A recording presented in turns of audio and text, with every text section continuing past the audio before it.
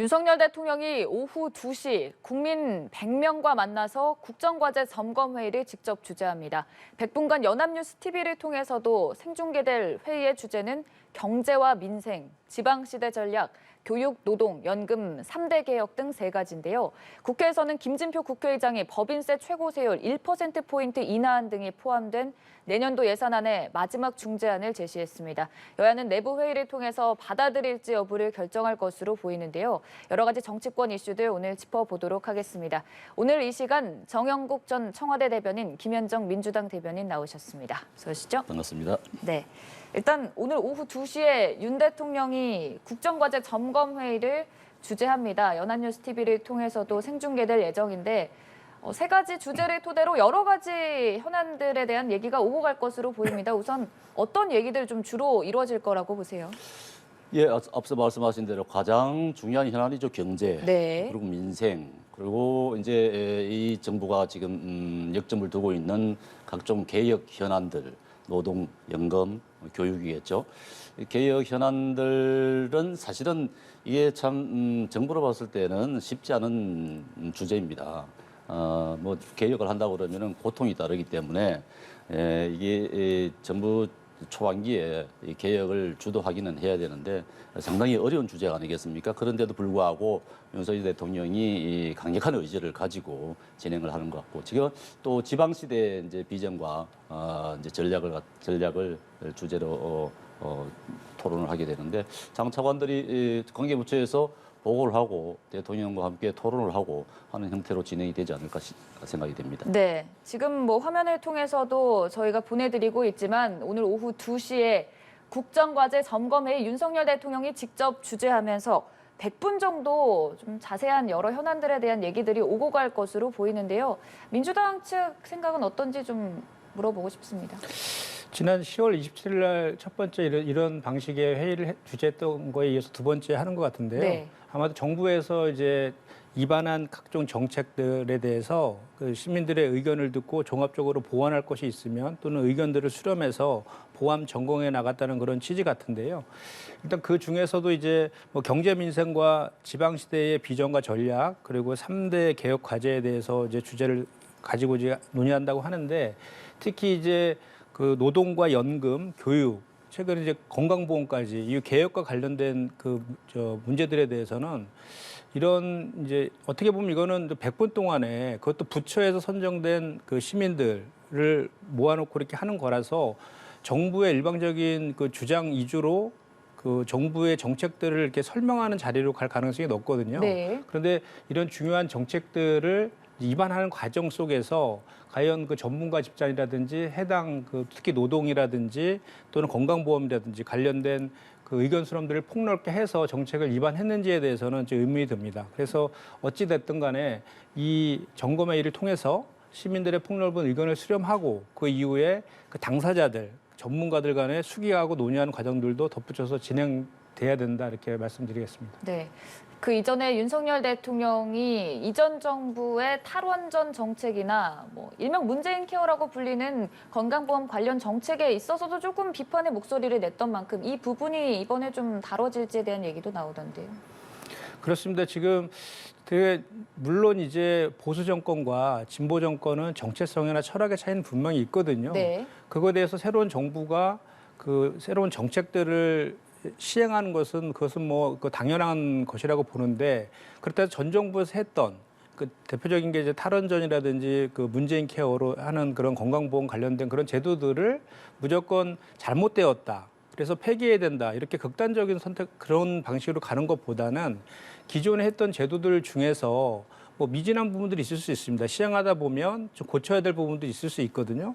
그런 부분들을 보완해서 점검해 나가는 방식으로 이렇게 개혁을 하는 것이 저는 옳다라고 보거든요. 근데 지금 같은 경우에는 국민들이 봤을 때에는 문재인 정부에서 했던 모든 그 정책들, 뭐 그 아리백이라는 재생에너지 정책이라든지 또는 그 건강보험의 보장성을 강화하려는, 그래서 시민들이 아픈 시민들이 그 돈 걱정 안 하고 치료받을 수 있게 한다는 그 건강보험 정책이라든지 또는 장시간 저임금 구조에 시달리고 있는 노동자들이 이제 과로하지 않고 안전하게 노동할 수 있는 그런 구조를 만들려고 하는 그 전 정부에 대한 기조들을 모든 것들을 다 반대로 바꾸려는 그런 기조로 다 하기 때문에 그거에 대한 그 비판적인 시각들도 상당히 많다 이렇게 말씀드릴 수 있습니다. 때문에 아까도 제가 말씀드렸지만 이와 같은 개혁들을 하는 데 있어서는 반드시 그 기존 했던 제도들의 장단점을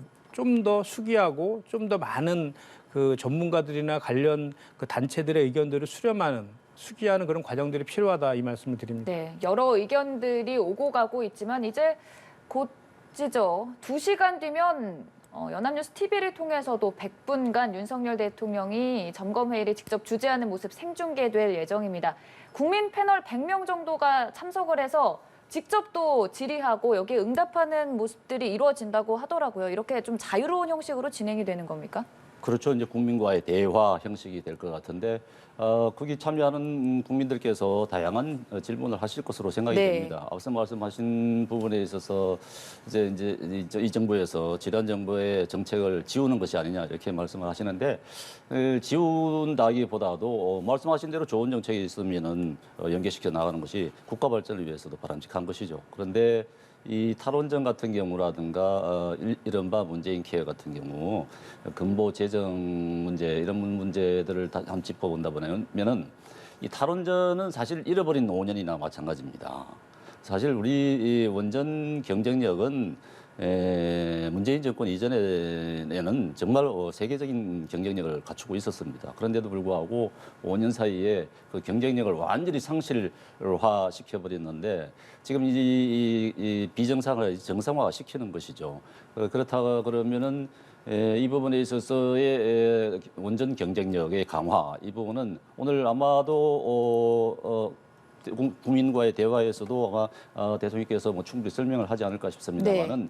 반드시 필요한 부분입니다. 지금 우리 원전에 대한 기술은 세계적인 기술입니다. 말하자면 UAE 아랍에미리트의 그 화폐에도 우리 원전이 지금 그림으로 등장하지 않습니까? 그 정도로 평가받는 기술인데 지난 5년간 이 탈원전 정책을 펴면서 우리 기술 전문가들, 원전 전문가들이 우리 세계적인 전문가들인데 지금 해외로 많이 유출된 그런 상황이고 또 기술 개발도 많이 정체된 그런 상황이기 때문에 빨리 이것을 복구를 해서 원전 기술의 강화 또 경쟁력을 강화해서 보다 많이 수출을 할 수 있는 그렇게 해서 우리 국가 경제에 크게 도움이 되는 그런 산업으로 발전시켜 나가야 된다 생각하고 건강보험 재정과 관련해서는 뭐 좀 이따 다시 또 얘기가 있겠죠.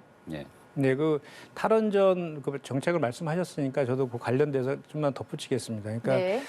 지금 기후 위기가 그 재난 수준이라 해서 세계적인 추세는 이제 탈탄소의 발걸음 재촉하는 거로 가고 있는 건 분명한 사실입니다.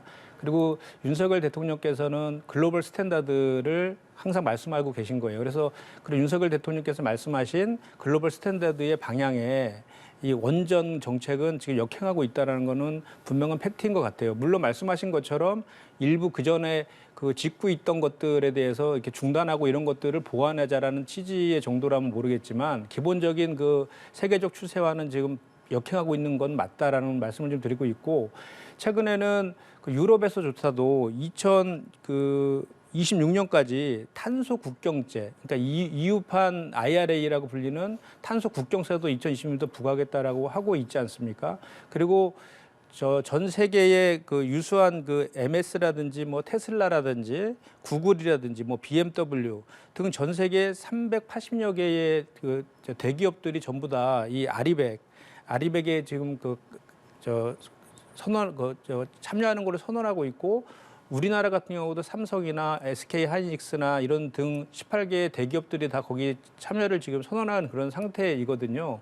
그렇기 때문에 이 탈원전 정책은 이제 그 안정성의 문제도 중요하지만 국가의 그 산업 경쟁력도 키우는 데 있어서 반드시 필수불가결한 그 요소가 됐다. 이 말씀을 꼭 좀 드리고 싶습니다. 네. 그리고 앞서 뭐 건강보험 관련된 얘기 좀 하시겠다고 했는데 어떤 부분일까요? 지금 뭐 민주당 쪽에서는 윤석열 정부의 지금 그 뭐 문재인 케어에 대한 부분에 대해서 많은 지적들을 하고 있는데 사실 이 건강보험 제정 지금 6년 뒤에는 고갈된다는 것 아니겠습니까? 이 의료보험 체계가 우리나라 의료보험 체계가 정말 세계적입니다. 해외에서 보면은 너무나 부러워하는 그런 제도인데 지금 이게 거의 위기를 맞고 있는 그런 상황 아니겠습니까?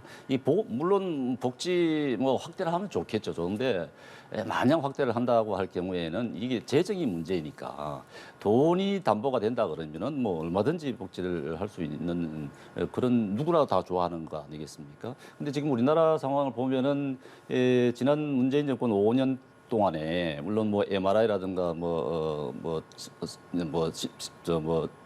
두 가지 부분에 있어서 특히 많은 지원을 했다고 하지만 미용과 성형을 제외한 거의 모든 부분에서 지금 다 의료보험 혜택을 받고 있는 것 아니겠습니까?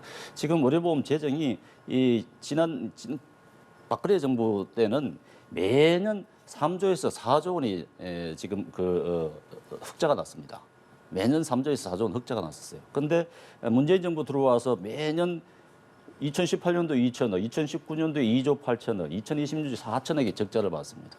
계속 적자를 났다는 거죠. 그러니까 문재인 케어가 시작되면서 계속 적자를 봤다는 얘기입니다. 그러니까 뭐 우리가 재정이 좋으면은 얼마든지 그렇게 할 수는 있겠지만 지금 재정이 담보가 되지 않은 상태에서 계속 복지만 확대한다 그러면은 지금 이런 상태에서 의료보험이 휘청거린다. 지금 우리가 너무나 많은 혜택을 받고 있지 않습니까? 우리 지금 현 세대는 혜택을 받고 있습니다만은 우리 미래 세대에서는 지금과 같은 어려운 혜택을 못 받는다. 그러면은 이건 너무나 죄스러운 것 아니겠습니까? 우리 후대 세대에 대해서. 그렇기 때문에 이거를 재정을 잘 관리를 하면서 해 나가는 것이 바람직하다. 지금 지난 문재인 정부 5년 동안 했던 그런 부분들에 대해서 다시 한번 점검을 해보고 누수가 있는 부분들에 대해서는 다시 점검을 해서 정상화시키고 하는 부분이 필요하다는 그런 생각입니다. 두 분이 말씀해주신 부분들을 포함해서 앞으로 또 국정 운영을 어떻게 이끌어 나갈지 여러 부분들에 대한 얘기가 오고 갈 것으로 보이는데요. 오후 2시 연합뉴스 TV를 통해서 100분간의 국정점검회의 직접 생중계로 전해드리겠습니다. 이 건강보험 말씀하셔가지고 아까 이제 탈원전과 관련된 얘기는 서로 의견을 나눠서 요 건강보험과 관련돼서도 한 말씀 드려야 될 것 같은데요. 이 건강보험은 말씀하신 것처럼 재정 건전성도 중요하고 그러니까 보장성과 지속성 두 가지를 다 담보해 내야 되거든요. 근데 사실 저희 건강보험 보장성은 65.3%예요. 그러니까 OECD가 80%인데 그에 비해서는 보장성이 상당히 낮은 상태이다. 이거고 그래서 보수 진보 정권 할 것 없이 이명박, 박근혜, 문재인 정부 때에도 이 보장성을 강화하는 추세로 계속해서 노력해 왔는데 윤석열 정부에서는 그걸 지금 반대로 지금 하겠다는 그런 정책인 것이라는 지적을 좀 할 수밖에 없고요. 그리고 그 건전성과 관련해서도 저희가 건강보험 전체 이제 그 예산이 한 100조 정도 된다고 합니다. 그런데 최근에 감사원에서 말씀하신 뭐 초음파라든지 MRI라든지 이렇게 좀 잘못 청구되거나 과잉 진료 이런 거 관련된 문제들로 지적된 것이 다 합쳐도 2천억 정도밖에 되지 않는다고 합니다. 그래서 100조 중에 2천억 정도의 일탈이 있었던 것이죠. 그래서 그 일부의 일탈을 그 전체의 문제처럼 하는 일반화의 오류를 지금 범하지는 않아야 된다라는 그 말씀을 좀 드리고 싶고요. 실제로 문재인 케어가 시행된 이후에 2017년 8월 달에 시행했거든요. 문재인 케어가 그 시행된 이후에 보면 이제 그 건강보험 재정 건전성, 그러니까 그 건보료의 이제 여력으로 남아있는 누적액이 20조가 시행 전에 있었는데 문재인 케어를 시행 이후에도 같은 20조가 지금 그대로 있다라는 거고 그래서 건전성이 악화되지 않았다는 게 입증이 되고 있고요. 그다음에 그 보험료율 있지 않습니까? 보험률도 문재인 그 케어 시행 이후에 2.7%로 역대 정부의 평균이 3.2%보다 오히려 보험률도 낮아졌다. 그래서 실제로 문재인 케어 시행 이후에 그 건전성이 악화됐다라는 것은 실제 팩트가 아닌 거고요. 그래서 지금 오히려 이 보험의 건전성을 좀 확보하기 위해서는 사실 직장 가입자라든지 지역 가입자 이런 그 기준들이 애매해서 지금 그 납부 금액의 형평성들이 문제가 있다. 그리고 각종 불법을 통해서 요양급여 같은 걸 불법으로 수급한다든지 이런 문제들이 있지 않습니까? 이런 문제들을 잡아내고 개선하는 것이 오히려 그 건정성을 좀 회복하는 그런 근본적인 방법이다라는 거고, 그다음에 지금 대한민국 사회가 초고령화 사회로 지금 사회 구조가 변하고 있지 않습니까? 그런 고령화 사회로 바뀌는 그런 과정, 사회 구조의 변화 속에서 구체적인 대안이 무엇인지에 대한 것이 제시되어야 되는데 그런 제시는 지금 있지 않고 있다. 이 말씀을 좀 드릴 수밖에 없습니다. 네. 건전성이 약화되지 않았다는 것은 통계상으로 맞지 않는 말씀입니다. 지금 보면은 2040년도에 674조 원의 적자가 예상된다는 것 아니겠습니까? 점점 더 악화가 되어 왔던 것이죠. 점점 고갈되어 왔던 것인데 앞서 말씀드린 대로 매년 2천억, 4천억씩 이렇게 적자를 본다 그러면은 당연히 고갈이 되는 거죠. 그거는 뭐 보장성이 강화되면 좋겠습니다만은 그게 우리가 조세로서 세금으로서 충당할 수 있는 정도도 한계가 있는 것이고 하기 때문에 이게 관리가 되면서 해야 된다. 그렇다 그러면 누수가 있는 부분이 어떤 부분이냐? 예를 들어서 외래 진료 이용 횟수가 가장 많은 그 상위 10명이 1년에 한 1,200회, 2,000회 정도를 병원을 방문했다고 합니다. 이런 부분들 사실 이거는 사실 의료 쇼핑에 가까운 부분들이거든요. 이런 좀 방만한 부분들이 사실 있는 부분들이 많고 하기 때문에 한번 점검을 해서 그런 부분들은 좀 걷어낼 분들 걷어내고 다시 이제 이 우리 의료보험 재정을 건강보험 재정을 좀 건전하게 유지해 나가는 것이 바람직하다 그렇게 생각이 됩니다. 네. 그 당연히 그런 일탈과 그런 것들에 대해서는 당연히 시정해야 되는 건 맞다는 말씀을 제가 드리는 거고요. 근데 중요한 건 근본적으로 이게 아픈데 돈이 없어서 치료받지 못하는 것은 막아야 된다라는 국가의 책무적인 차원에서 봤을 때 그런 일탈행위 같은 경우는 당연히 막아야 되는 것이죠. 근데 제가 아까 말씀드린 것처럼 감사원의 그 감사라든지 이런 걸 통해서 현재 확인된 거는 100조 중에 2천억 정도 규모밖에 되지 않는다라는 거고, 실제로 그 건전성을 강화시키려고 하면 아까 제가 말씀드린 것처럼 각종 탈법이라든지 또는 지역 가입자라든지 그 직장 가입자 간의 그 불균형의 문제라든지 이런 근본적인 문제들 찾아내서 건전성 확보하는 근본적인 대책을 마련해야 된다. 이 말씀을 제가 아까 드린 그 겁니다. 민주당에서 아픈 시민들 치료받지 못하게 하는 정책이다 뭐 이렇게 말씀하시는데 그건 지나친 표현입니다. 그렇게 해서는 안 됩니다. 네, 아무래도 이 국정과제 점검회의를 통해 이루어질 여러 부분들이 또 앞으로 민생에 크게 영향을 끼칠 수도 있기 때문에 두 분 열띤 토론을 해주시는 것 같은데요. 이 부분 좀 이따가 또 저희와 함께 확인해 보도록 하고요. 지금 국회에서는 예산안 처리를 위해서 또 안간힘을 쓰고 있습니다. 일단 김진표 국회의장이 법인세 1%포인트 인하 중재안을 내놓은 상황에서 이 부분은 합의를 이뤄낼 수 있을까요? 1%포인트 인하 중재안을 내놓으셨는데 네. 1%포인트 인하 저는 적다고 봅니다. 아, 네. 정부안대로 적어도 3%는 돼야 된다. 지금 보십시오. 당장 뭐 대만하고 지금 대만의 TSMC하고 우리 이 삼성하고 비교를 하면 TSMC에 우리 삼성이 지금 벌써 뒤졌습니다. 대만 법인세 20%인데 우리 27.5%예요. 지금 1% 내린다 26.5%입니다. 그건 그렇게 해서는 기업의 경쟁력이 생길 수가 없습니다. 지금 우리는 이 당장 기업의 경쟁력을 강화하기 위해서 기업 경영 의지를 높여줘야 되는 그런 상황이 있고, 지금 이제 중국에서 나오는 이제 기업들이라든가 투자처를 찾고 있는 외국 기업들을 조건이 좋아야 당연히 가는 것 아니겠습니까? 아니 지금 27.5% 법인세가 20% 법인세 있는 나라 어느 나라를 하겠습니까? 대만으로 하겠죠. 한국으로 오겠습니까? 그런 여건을 마련을 해줘야 우리가 경쟁력이 있는 외국 기업들을 유치를 할 수 있는 거고, 또 우리 국내 기업들이 해외로 나가는 경우를 막아야 되는 것이죠. 지금 법인세라든가 또 뭐 지금 노조라든가 또 원가 인건비 워낙 높아졌기 때문에 기업들이 견디지 못해서 해외를 나가는 겁니다. 우리나라를 떠나는 거예요. 그런 상황을 막으려고 그러면은 법인세라도 낮춰서 기업들이 경영을 할 수 있는 여건을 마련해 줘야 된다. 제가 지금 밖에 나가보면 제 울산인데 울산에 기업인들 많습니다. 그런데 보면은 경영을 하고자 하는 의지가 생기지 않는다는 거예요. 왜 지금 뭐 지금 돈을 벌어가지고 지금 국가에 세금을 세금 내기 위해서 지금 기업을 경영하는 이런 생각까지 한다는 거예요. 그렇게 어렵다는 겁니다. 저 기업인들뿐만 아니라 상인들도 마찬가지로 내가 지금 막 장사하고 싶은 생각이 안 든다. 세금 때문에 도대체 지금 할 맛이 안 난다 이런 얘기들을 많이 하는데 기업인들 특히 중소기업의 법인세를 낮추는 것은 당연한 것이고 난 민주당에서 중소기업 법인세를 낮추는 것을 굉장히 무슨 뭐 혜택을 주는 것처럼 생각하는데 당연히 낮춰야 되는 것이고 대기업의 법인세 낮추는 것도 정부한 대로 저는 3% 이상 낮춰야 된다고 생각합니다.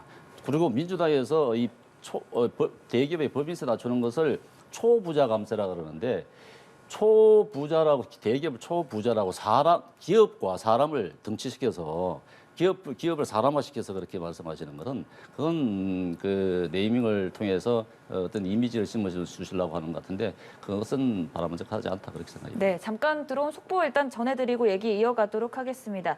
국회 산자위가 오늘 소위를 열어서 한국전력공사법 개정안을 처리해 전체 회의로 넘겼습니다. 이 법안 한국전력의 회사채 발행 한도를 기존 2배에서 5배까지 올려주는 내용을 골자로 하는데요. 이 법안이 지난 8일 본회의에서 민주당 의원들이 대거 반대 또는 기권표를 던져서 예상치 못하게 부결이 돼버렸는데 이후 여야가 공이 부랴부랴 법안 처리에 찬성하면서 법통과 절차를 다시 진행하겠다고 밝혔습니다. 네, 추가적인 내용 또 들어오는 대로 계속 전해드리도록 하고요. 저희는 관련 내용 얘기 이어가도록 하겠습니다. 네, 일단, 지금 네. 오늘 이제 국의장께서 법인세 1% 이제 인하 중재안을 제시하셨는데 지금 관련해서 우리 더불어민주당에서는 1시 반에 이제 긴급 최고위 열어서 논의하기로 했고 국민의힘도 의총을 통해서 이제 논의를 하는 거로 좀 이렇게 잡혀 있는 거로 알고 있는데요. 법인세와 인하와 관련해서 지금 말씀하셨는데 그래서 저도 좀 말씀을 드리면 대만이 20%라서 우리 반도체 공장들이 중국에 있는 반도체 공장들이 한국을 안 오고 대만으로 간다라고 단정하시는 것은 좀 이른 것 같아요. 왜냐하면 저희도 법인세율이 25%지만 각종 공제를 뺀 실효세율은 19.5% 정도밖에 되지 않는다고 하거든요. 그래서 실질적으로 그 기업들이 내는 그 법인세는 19.5% 정도밖에 되지 않는다는 말씀 좀 드리고 그리고 외국 기업들이 투자를 결정할 때에는 법인세 1, 2%뿐만이 아니라 각종 공급망이라든지 뭐 밸류체인이라든지 또는 그 나라의 그런 그 기업하기 좋은 뭐 절차라든지 투명성이라든지 이런 것들을 다 종합적으로 해서 이익을 낼 수 있겠다고 판단했을 때 투자를 하는 거거든요. 그리고 실제로 전 세계 유수 기업들이 다 몰려 있다는 실리콘밸리가 있는 캘리포니아 주의 법인세는 29.5%거든요. 그리고 1조 달러 이상의 GDP 규모를 갖고 있는 세계 12대 강국, 그중에 이제 우리나라도 거기 포함되어 있는데 그중에서의 법인세 율로도 우리나라의 법인세율은 6위거든요. 그래서 과도하게 높은 것도 사실은 아니다라는 말씀을 좀 드리고 그 이전에 한 가지 더 말씀드릴 수 있는 것은 지금 정부 예산 제출안이 639조입니다. 그리고 지금 다들 아시겠지만 경제 상황도 안 좋고 서민 경제가 벼랑 끝으로 내몰린 것도 분명한 사실이잖아요. 그럼 이런 이기 극복을 위해서는 서민 복지나 민생 예산들을 좀 확충해야 되는데 그 예산들은 어디서 마련하냐 이거죠. 정부는 재정 건전성을 얘기로 하면서 긴축 재정을 하겠다고도 하고 있거든요. 그런데 또 서민 복지도 강화하겠다고 하고 있거든요. 그러면 그 민생 예산을 어디선가 마련해야 되는데 오히려 지금 현재 작년에 재벌 대기업들의 1년 영업이익이 28조라고 합니다. 그렇게 지금 현재 어려운 경제 상황 속에서도 많은 이익을 내고 있는 그런 그 0.01%에 해당되는 기업들의 법인세를 지금 5년간 70조 원 정도를 감면할 것이냐에 대한 선택의 문제는 국민들과 서민의 민생이나 이런 입장들을 봤을 때는 지금은 적절하지 않다라는 것도 제가 덧붙여 말씀드리겠습니다. 앞서 말씀드린 대로 그 대기업을 초부자라 이렇게 말씀하시는 주장하는 부분들은 그렇게 함으로써 기업들을 그야말로 부자 감세의 이미지를 덮어 씌우는 것 같은데 사실 대기업 지금 삼성에 지금 투자하고 있는 사람들이 우리 국민들 10명 가운데 1명이라고 하지 않습니까? 그럼 다 대기업 삼성에 큰 이익이 발생하면은 다 돌아가는 것이죠. 그런데 지난 문재인 정부 때 법인세를 27.5%로 올린 이후에 실제로 외국인 투자 설비가 2018년도 100억이었는데 지금 50 절반으로 줄었습니다. 그렇게 외국에서 봤을 때는 들어오기가 힘든 것이죠. 실제로 지금 실효세율이 한국은 낮다고 그러는데 그렇지 않습니다. 지금 실효세율이 지금 2019년도에 21.4% 우리가. 그런데 미국이나 영국이나 일본보다 높아요. 물론 그보다 낮은 나라는 있긴 합니다. 그렇지만 주요 선진국보다도 높다는 얘기죠. 그렇다 그러면은 정말 기업할 수 있는 환경 여건을 잘 갖춰줘서 기업들의 경쟁력을 높여야 수출이 늘어나는 거 국가 경제가 살아나는 것 아니겠습니까? 그게 국가 경제를 위한 것이지 좀 뭐 누구 개인을 위한 것이 아니지 않습니까? 그렇다 그러면은 이 부분에 대해서 좀 민주당 쪽에서도 좀 대승적으로 봐야 되지 않을까 그렇게 생각이 됩니다. 근데 지금 방금 말씀하신 것처럼 외국인 투자가 줄었다고 하셨는데 그 줄은 이유가 법인세 때문이라는 거라고 단정할 수는 없는 거죠. 왜냐하면 아까 제가 말씀드린 같이 다양한 이유들이 있는 것이고요. 그리고 아까 좀 전에 말씀드렸지만 그 실효세율이 21.4%라고 하셨는데 그거는 저희 당에서 했을 때 19.5%라는 말씀도 드리고 미국은 제가 좀 전에 실리콘밸리 그렇게 전 세계에서 유수 기업들이 투자하고 그쪽으로 기업을 약간 이동하고 싶어하는 실리콘밸리 같은 경우는 29.5%라는 거죠. 그래서 상당히 높음에도 불구하고 더 다른 요인들이 많이 있기 때문에 그렇게 외국 기업들이 투자하는 측면이 훨씬 더 크다. 그 말씀을 제가 드린 겁니다. 실효세율 계산하는 게 굉장히 복잡해서 그런데 좀 그래서 다양한 여러 가지 숫자들이 나오지 않습니까? 그 실효세율 계산할 때 있어서 법인세 계산할 때 있어서 우리 기업들 삼성이 해외 기업들 있지 않습니까? 해외에서도 세금을 냅니다. 해외에서 세금 내는 부분들을 다 합쳐줘야 되는 것이에요. 국내에서 세금 내는 부분만 생각해서는 안 되는 것입니다. 그래도 물론 여러 가지 복합적인 요인들이 있겠지만은 해외 기업들이 한국에 들어오지 못하는 이유가 복합적인 여러 요인들이 있겠지만 지금 우리가 하나 놓칠 수 있는 것이 우리 기업들이 해외에 나가 있는 기업들, 해외 공장들.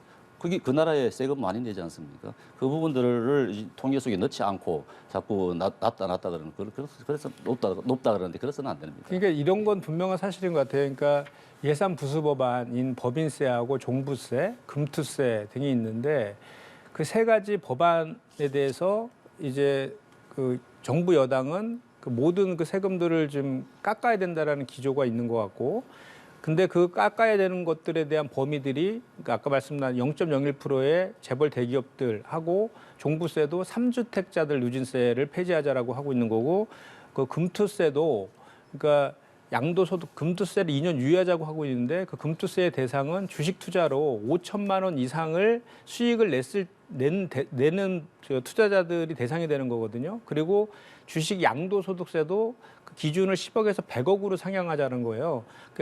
그래서 주로 이제 그 재벌 대기업이라든지 초자산가들을 위한 세금을 감면하자는 게 지금 정부 여당이 아닌 거고 우리 민주당 같은 경우는 법인세도 인하하자는 거에 대해서 무조건 모든 걸 반대하는 건 아니지 않습니까? 중소 중견기업 가표 구간 2억부터 5억 사이에 중소기업들의 법인세는 인하하자는 것도 저희 더불어민주당이 아닌 거고 그리고 실질적으로 금투세 같은 경우도 손실나도 내는 그 주식 거래세를 0.23%에서 0.1%로 인하하자라는 거예요.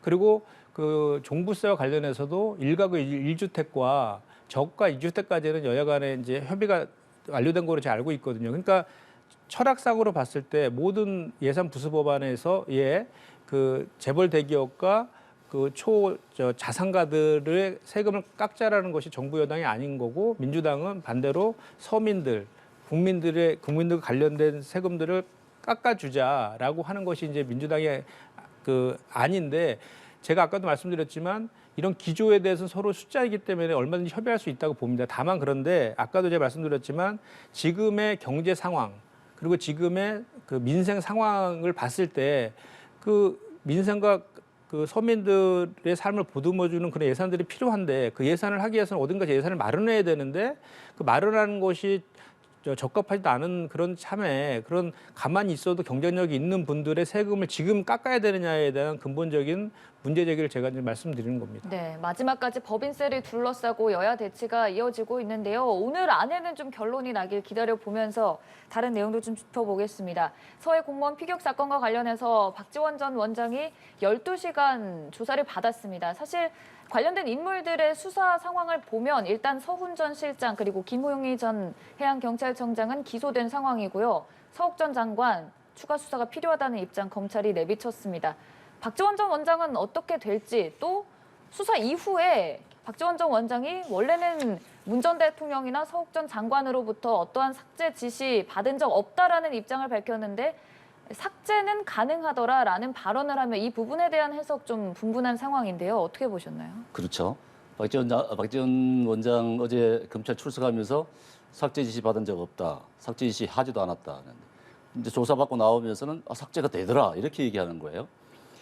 그 박지원 원장의 사례는 그 서욱 국방부 장관의 사례와 똑같습니다. 그러니까 23일 새벽 1시 관계장관 회의가 끝난 이후에 국방부로 돌아가서 그리고 박지원 원장은 국정원으로 돌아가서 국방부 서욱 장관이 실무자들을 다시 불러내서 40여 건의 서류를 삭제하도록 만든 거하고 박지원 원장은 국정원으로 돌아와서 비서실장에게 이거 삭제해라. 40여 건이 되는 거죠.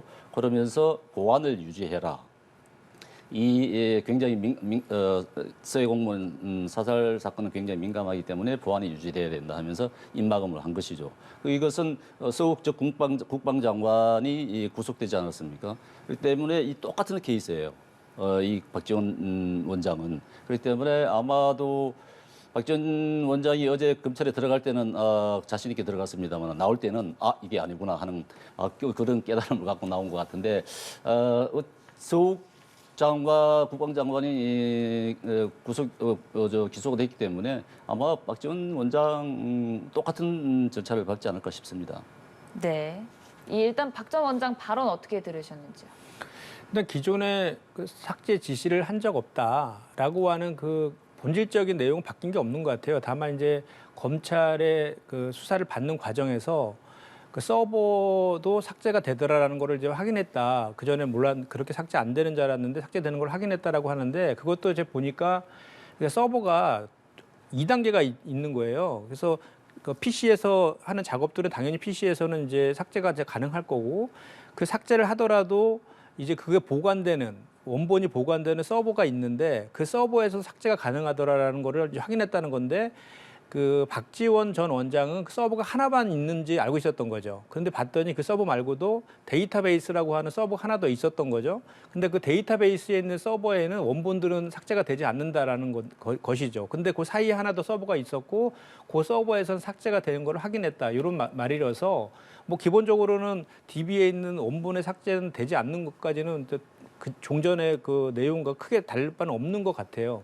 얼른 없는 것 같고 다만 이제 그 박지원 전 원장과 같은 경우에는 본인이 삭제 지시한 적은 없고 보안을 지키라라는 말을 이제 했다는 것인데 삭제 지시 아까 제가 그 박지원 원장의 그 인터뷰를 잠깐 들었는데 뭐 국정원의 직원도 삭제 지시한 적은 없다라고 검찰에서 뭐 발언을 했다라고 이렇게 말씀을 하시는데 그 말씀 그대로라면 삭제 지시는 한 적이 없는 건 맞는 것 같고 그다음에 이제 보안을 지키라는 것은 국정원에서 항상 입에 달고 사는 말이 보안을 지키라는 얘기를 해서 별 의미가 없다 이렇게 좀 얘기를 하고 있어서 이게 기소까지 이어질지는 좀 더 두고 봐야 될 것 같습니다. 네. 아마도 박 원장이 진술하고 박 원장이 이 삭제 지시를 받은 그 실장 있지 않습니까? 비서실장은 삭제 지시를 받았다고 합니다.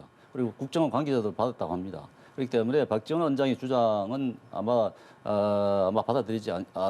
받아들이지기가 어렵지 않을까 하는 생각이 들고 중요한 것은 또 하나는 어제 나온 얘기 가운데 하나가 서훈 안보실장이 이 관계장관 회의를 하고 난 다음에 이제 이것을 처음에는 서해공무원 이 씨의 실종을 숨기려고 했다고 하는 부분입니다. 그래서 사살되고 소각된 것을 숨기려고 한 것이에요. 그러니까 실종이 됐다 해서 그 당시에 거의 그 사건이 일어나고 난 23일 이후부터 거의 일주일 가까이 서해에서 알겠습니다. 수색 작업이 이루어졌습니다. 그 수색 작업이 이루어진 그 자체도 말이죠. 네. 굉장한 우리 국방력의 낭비입니다. 네. 그런 낭비를 초래했던 알겠습니다. 것이고요. 그런 부분에 있어서는 처음에 이제 실종으로 가려고 하다가 안 네. 되니까 알겠습니다. 지금 월북으로 네. 저도 이 마지막에 읽은 팩트에 대해서 일단, 한 말씀만 드릴게요. 팩트라서 그 국정원의 그 비서실장하고 직원들은 삭제를 받았다고 알겠습니다. 받지 않았다라고 진술했고요. 네. 그 이제 동아일보의 인터뷰에서도 비서실장이 이렇게 얘기를 했습니다. 네, 그건 팩트가 알겠습니다. 아니라는 그리고 말씀을 드립니다. 앞서서 서욱 전 장관이 기소가 됐다고 했는데 아마 서훈 전 실장과 좀 헷갈리셨던 것 같고요. 서욱 전 수 국방부 장관. 네, 예, 서욱 서욱 국방부 국방부 장관, 장관, 그리고 구속이 됐다가 풀려났었죠. 네, 풀려났었죠. 앞으로 기소 여부 어떻게 될지 좀 지켜보면서 얘기 마무리 짓도록 하겠습니다. 지금까지 김현정 민주당 대변인, 정영국 전 청와대 대변인과 함께했습니다. 고맙습니다. 예.